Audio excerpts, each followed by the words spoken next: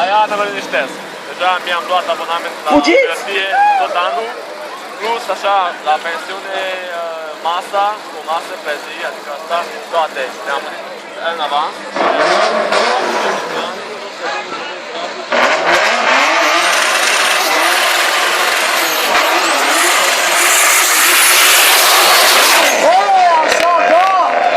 Așa, da! Hai să vedem ce se întâmplă.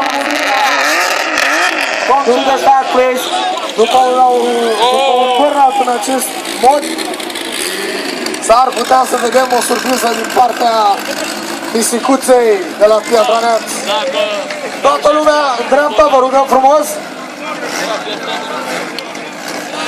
Stați mai în spate aici.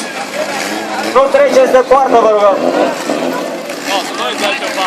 And an Audi S2 from Bulgaria is announced to start. Madness Motorsport.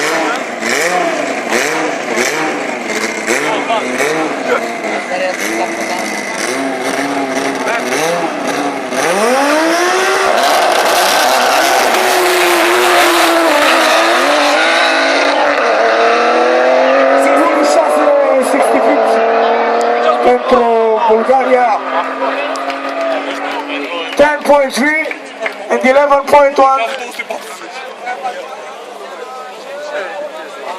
Ți-am zis eu că o să nimerească plecarea pe final. Yes. 10.3 is the time for the Audi S2.